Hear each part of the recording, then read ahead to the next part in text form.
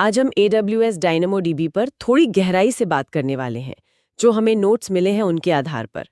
ये एक no SQL database है और मजे की बात यह है कि इसे पूरी तरह AWS संभालता है। मतलब इंफ्रास्ट्रक्चर की टेंशन नहीं, बस अपने डेटा लॉजिक पर ध्यान दो। हाँ बिल्कुल। तो हमारा मकसद रहेगा कि DynamoDB के जो मेन कॉन्सेप्ट्स हैं, इसकी क्या ताकत है, कहाँ ये थोड़ा पीछे रह जाता है और इसे कहाँ इस्तेमाल करना सही रहेगा, इसे फटाफट समझें। ये जानना भी मजेदार होगा कि आखिर इतना तेज कैसे है। हाँ बिल्कुल। इस चर्चा में हम डायनेमोडीबी की जो खास क्षमताएं हैं, जैसे वो सिंगल डिजिट मिलीसेकंड लेटेंसी और ऑटोमेटिक स्केलिंग, उन पर फोकस करेंगे। तो DynamoDB असल में है क्या चीज? मतलब सिर्फ एक डेटा स्टोर? ये एक की वैल्यू और साथ ही डॉक्यूमेंट डेटाबेस है। अच्छा। तो इसका मतलब है कि आप डेटा सिंपल नाम कीमत वाली जोड़ों में रख सकते हैं, या फिर जैसे जेसन होता है वैसे ज्यादा कॉम्प्लेक्स डॉक्यूमेंट्स में भी। हाँ हाँ। और सबसे खास बात, ये सर्वरलेस है और पूरी तरह AWS मैनेज्ड। आपको सर्वर, पैचिंग, अपग्रेड्स, इन सब की कोई चिंता नहीं करनी। अच्छा, तो ये सर्वरलेस वाला फंडा डेवलपर्स के लिए काफी बढ़िया होगा। मतलब सिर्फ कोड लिखो, डेटा रखो, बाकी AWS देखेगा। सही कहा। और इसकी कुछ खास ताकतें हैं। एक तो यही कि AWS मैनेज्ड और सर्वरलेस है। ये जरूरत के हिसाब से खुद स्केल होता है, स्केल टू 0 तक भी जा सकता है। और डेटा मॉडल भी काफी लचीला सुना है, फिक्स स्कीमा नहीं होता। बिल्कुल।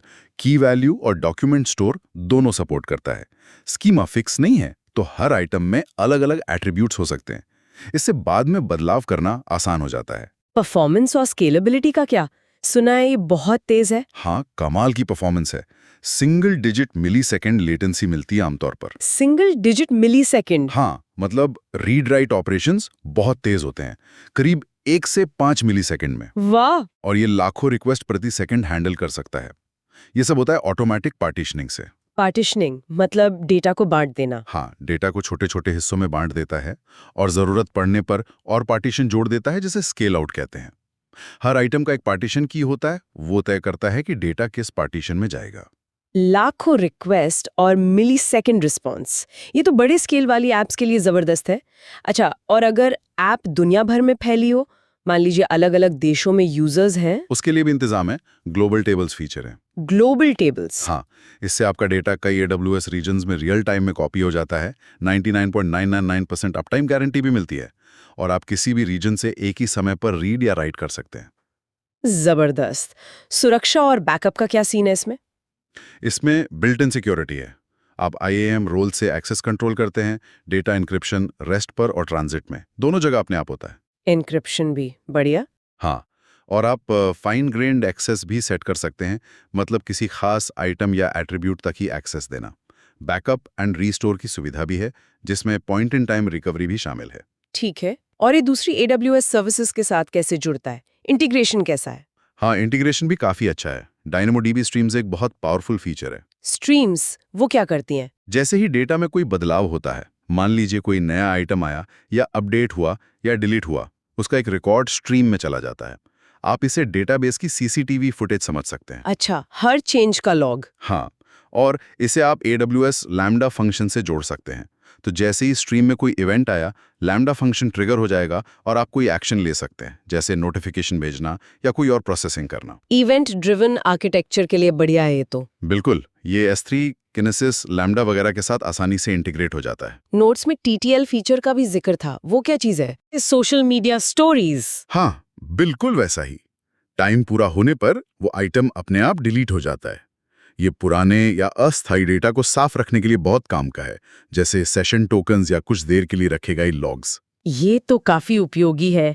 अच्छा, डेटा निकालने के तरीके क्या हैं? क्वेरी और स्कैन, ये दो सुने हैं मैंने। हाँ, यही दो मुख्य तरीके हैं।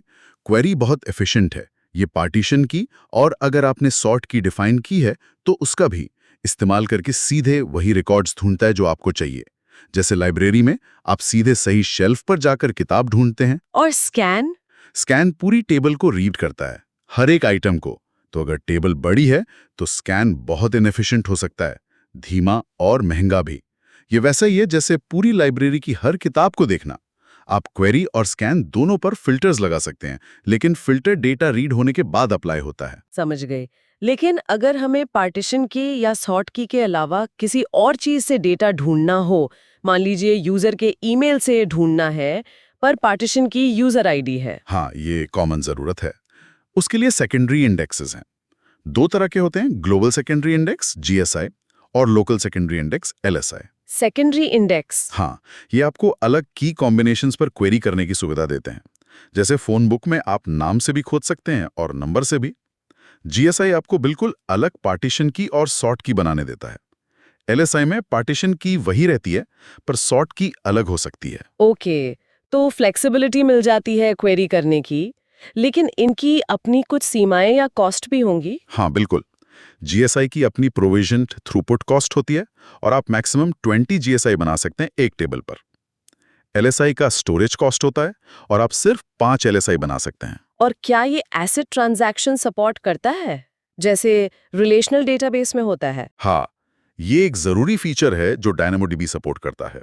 आप एसिड ट्रांजैक्शंस कर सकते हैं। अच्छा। हाँ, इसका मतलब है कि आप कई आइटम्स पर एक साथ ऑल और नथिंग ऑपरेशन कर सकते हैं। ये फाइनेंशियल ट्रांसफर्स या इन्वेंट्री अपडेट जैसी चीजों के लिए बहुत जरूरी है, जहां या तो सारे स्टेप्स हों या फिर कोई भी ना हो। ठीक है, ये सब तो खूबियां हो गई, फायदे तो बहुत दिख रहे हैं, लेकिन यकीनन कुछ कमजोरियां या चुनौतियां भी होंगी। हाँ, जरूर है। कोई भी टेक्नोलॉजी परफेक्ट नहीं होती। सबसे पहली और शायद सबसे बड़ी चुनौती है डिजाइन की जरूरत। डिजाइन की जरूरत मतलब आपको इस्तेमाल करने से पहले शुरू में ही ये सोचना होगा कि आप डेटा को एक्सेस कैसे करेंगे, आपके एक्सेस पैटर्न क्या होंगे।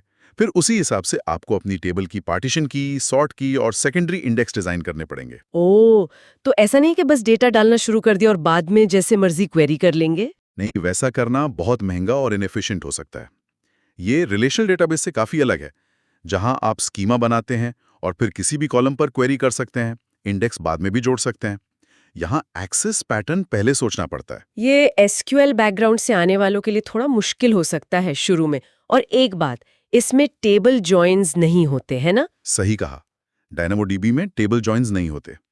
अगर आपको अलग-अलग टेबल से रिलेटेड डेटा चाहिए, तो आपको अपनी एप्लीकेशन में ही मल्टीपल क्वेरीज करके डेटा को मिलाना होगा। ये एक बड़ा अंतर है। स्केलिंग में कोई दिक्कत आ सकती है? आपने कहा ऑटोमेटिक है। हाँ, वैसे तो ऑटोमेटिक है, लेकिन हॉट पार्टीशंस की समस्या हो सकती है।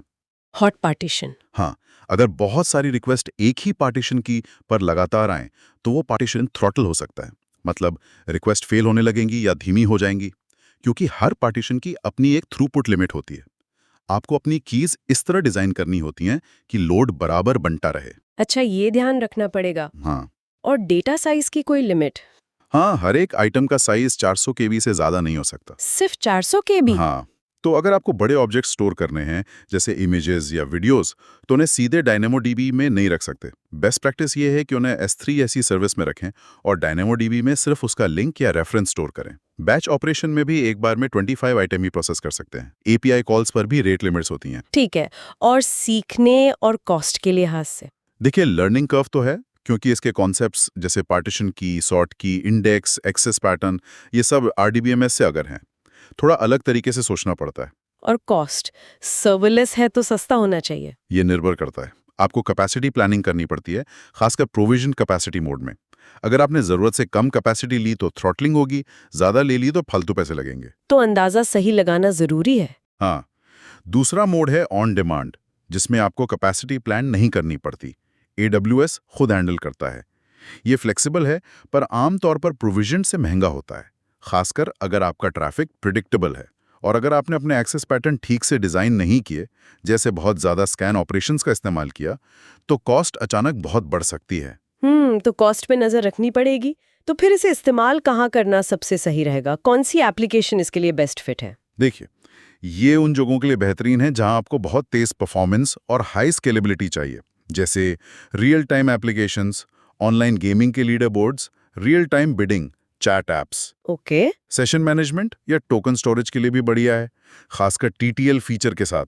ग्लोबल एप्लीकेशंस जहां डेटा को कई रीजन्स में रेप्लिकेट करना हो, जैसे कोई बड़ा ई-कॉमर्स कैटलॉग। और जैसा हमने बात की, इवेंट ड्रिवन पाइपलाइंस बनाने के लिए DynamoDB स्ट्रीम्स और लैम्डा के कॉम्बिनेशन के साथ। समझ गई। जहां परफॉर्मेंस और स्केल किंग है और आप एक्सेस पैटर्न पहले प्लान कर सकते हैं। बिल्कुल। तो संक्षेप में कहें तो DynamoDB एक बेहद शक्तिशाली, स्केलेबल और तेज NoSQL डेटाबेस है। खासकर सर्वरलेस और रियल टाइम जरूरतों के लिए बहुत अच्छा है। लेकिन इसके लिए शुरुआत में एक्सेस पैटर्न की प्लानिंग बहुत ज़रूरी है और इसकी कुछ सीमाएं हैं, जैसे 400 KB आइटम साइज और जॉइंट्स का ना होना, जिनका ध्यान रखना पड़ता है। हाँ, सही कहा। और एक विचार श्रोताओं के लिए छोड़ जाते हैं आगे सोचने के लिए। ये देखते हुए कि आइटम का साइज 400 KB तक ही सीमित है और एक्सेस पैटर्न आपको पहले से डिज़ाइन करने होते हैं, उन यूज़र प्रोफाइल्स को स्टोर और मैनेज करना कितना चुनौतीपूर्ण हो सकता है, जो न सिर्फ बहुत बड़े और कॉम्प्लेक्स हों, बल्कि जिनके एट्रीब्यूट्स भी लगातार और तेज़ी से बदलते रहते हों। I hope you enjoyed that. Comment down below and let me know किस कॉन्सेप्ट पे वीडियो चाहिए नेक्स्ट। लाइक करो, शेयर करो एंड ऑफ कोर्स सब्सक्राइब करना मत भूलना। Do check out the links in the description. मिलते हैं नेक्स्ट वीडियो में।